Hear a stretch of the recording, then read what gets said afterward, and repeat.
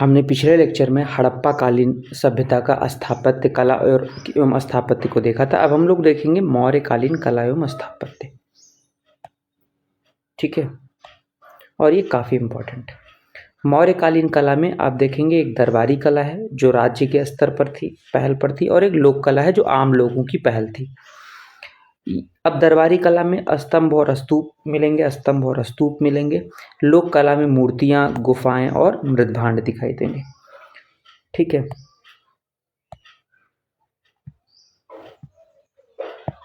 अब यहाँ पर अगर देखें तो स्तंभ की बात करें, अगर स्तंभ की बात करें तो अशोक द्वारा बनवाए गए सफ़ेद धूसर बलुआ पत्थरों से निर्मित स्तंभ दरबारी कला के उदाहरण हैं। वह बुद्ध के जीवन से जुड़े पवित्र स्थल हैं या किसी महान घटनाक्रम के स्मारक हैं। अब इसकी जो औसत ऊंचाई है, आप देखिए, इसकी औसत ऊंचाई लगभग 40 फीट होती है। वह लंबे व पतले एकास्म पत्थर के बने हैं। एकास्म पत्थर यहाँ पर देखिए, यानी पूरा एक ही पत्थर जो है, ये ऐसा नहीं कि इसमें कोई अलग से जोड़ा गया है, एक ही पत्थर को तराश के ये बनाया गया है। ठीक है, जिनमें अक्षर उकेरे गए। 2 प्रकार के पत्थरों का उपयोग किया जाता था, चित्तीदार लाल और सफ़ेद बलुआ पत्थर, ठीक है, जो मथुरा शैली का उदाहरण, तथा बादामी रंग का महीन दानेदार बलुआ पत्थर, ठीक है, जो चुनार से लाया जाता था। इनमें शैलीगत एकरूपता देखने को मिलती है और सतह अधिक चिकनी है, जो आपका जो सरफेस है अधिक चिकना मिलेगा। सारनाथ का उदाहरण आप देखिए, सिंह स्तंभ शीर्ष, रामपुरवा का बैल स्तंभ शीर्ष और लौरिया का नंदनगढ़ का सिंह स्तंभ शीर्ष। ठीक है, अब यहाँ पर देखें तो और मौर्यकालीन में स्थापत्य में तो यहाँ पर भारत का राष्ट्रीय चिन्ह, राजकीय चक्र और कमल के आधार के बिना स्तंभ के शीर्ष को स्वतंत्र भारत के राष्ट्रीय प्रतीक के रूप में अपनाया गया है ये। और ये कहाँ से? सारनाथ का अशोक स्तंभ से लिया गया है। आधार पर 24 तीलियों वाले 4 चक्रों का पहिया का चित्रण है। ठीक है, ये 24 तीलियों वाले 4 चक्र, ठीक है, 4 चक्रों का पहिया। इनमें से प्रत्येक के मध्य चारों दिशाओं में 4 पशु, बैल, घोड़ा, हाथी और सिंह की बारीक नक्काशी की गई। ठीक है, धम्मचक्र प्रवर्तन, अशोक द्वारा सारनाथ में बुद्ध द्वारा प्रथम उपदेश की स्मृति में यह स्तंभ बनवाया गया था। चक्र की आकृति धम्म चक्र का प्रतिनिधित्व करती है। स्तंभ मूल रूप से 5 घटकों या भागों से मिलकर बना है।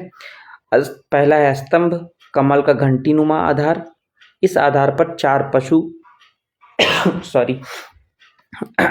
आकृतियों के साथ एक चौकी पर पीठ सटाए बैठे 4 शेरों की आकृतियों और राजकीय धर्म चक्र।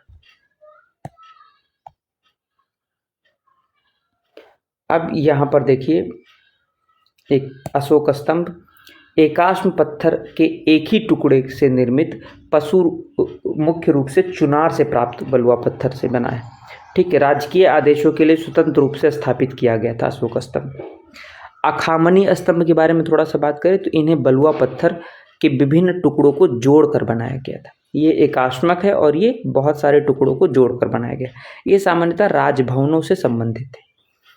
अब स्तूप की बात करें तो अशोक के समय से पहले भारत में स्तूप अज्ञात नहीं था। मूल रूप से 9 स्तूप बुद्ध की मृत्यु के बाद बनाए गए थे।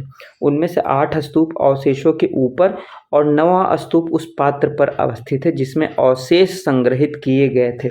उदाहरण के रूप में देखें तो राजगृह, वैशाली, कपिलवस्तु, अलकप, रामग्राम, वेठदीप, पावा, कुशीनगर और पिपली वन, यहाँ से स्तूप मिले। ये स्तूप है, आप देखिए।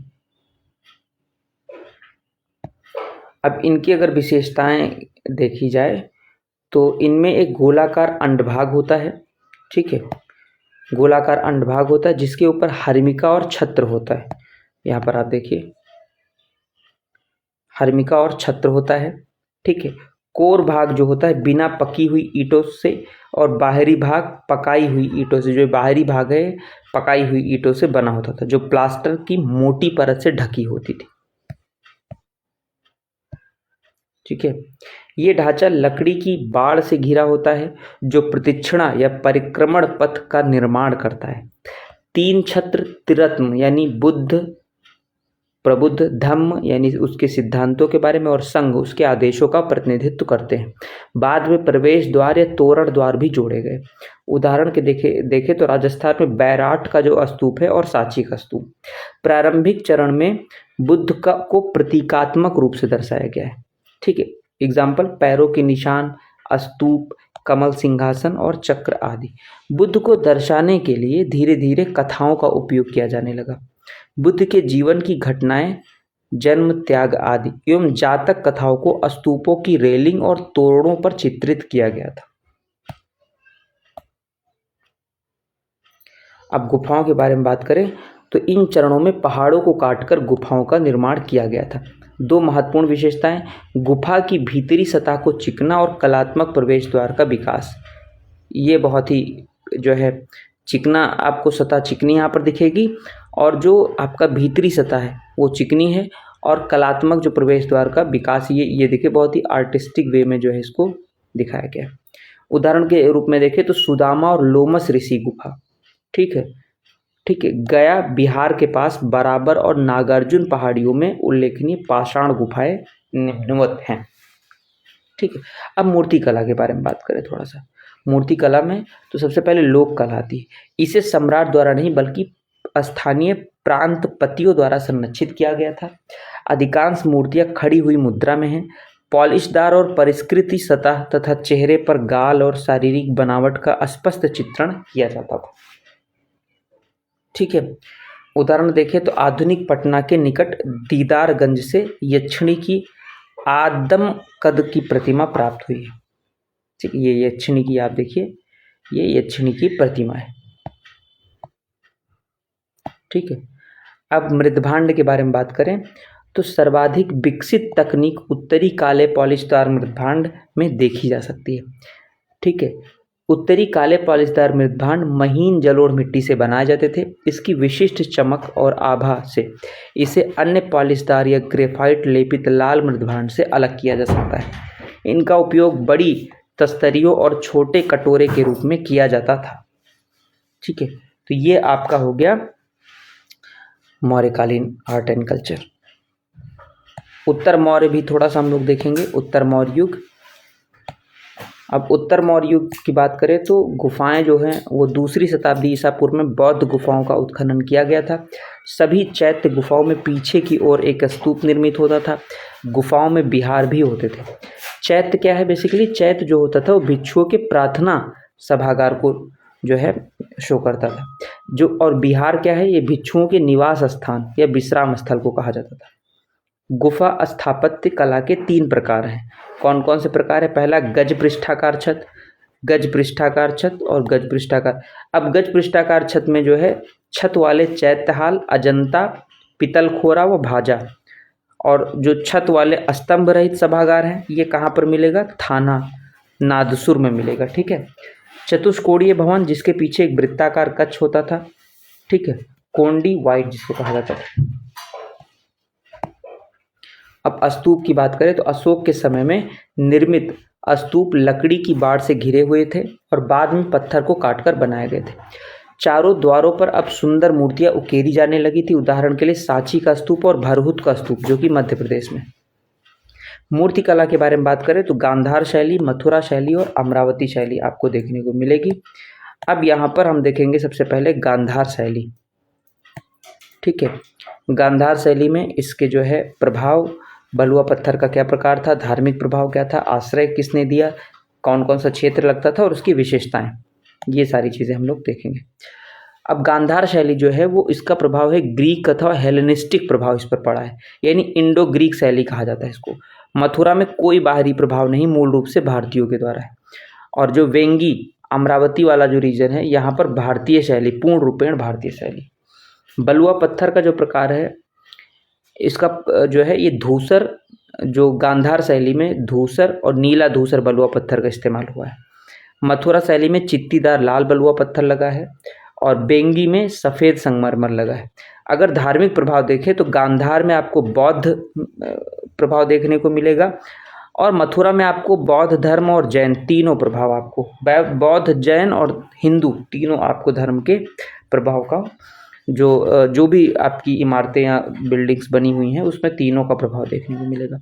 वेंगी जो अमरावती वाला रीजन, यहाँ पर बौद्ध प्रभाव देखने को मिलेगा। गांधार शैली में जो आश्रय दिया है वो कुषाण राजवंश ने दिया है, मथुरा शैली में भी कुषाण राजवंश ने, और जो वेंगी या अमरावती शैली है ये सातवाहन और इक्ष्वाकु वंश के राजाओं ने दिया है। ठीक है, क्षेत्र कौन कौन सा लगता है गांधार वाला? उत्तर पश्चिमी सीमांत क्षेत्र। मथुरा का आप जान ही रहे, मथुरा, शोंख, कंकाली टीला, यहाँ पर अधिकांशतः जैन आपको दिखे। और जो ये बेंगी वाला, ये कृष्णा गोदावरी की निचली घाटी के आसपास वाला रीजन। ऑलराइट, फिर इसके बाद मूर्तिकला की जो विशेषताएं हैं, गांधार जो शैली की विशेषता है, इसमें आध्यात्मिक बुद्ध या उदास बुद्ध दिखेंगे। शांति दाढ़ी व मूछ यहाँ पर दिखाया गया है। मथुरा शैली में देखेंगे तो प्रसन्न बुद्ध, बहुत खुश है, आध्यात्मिक नहीं यहाँ पर। और अमरावती जो शैली है या वेंगी शैली, यहाँ पर बुद्ध के जीवन और जातक कथाओं पर आधारित आख्यान विषय को दर्शाता है।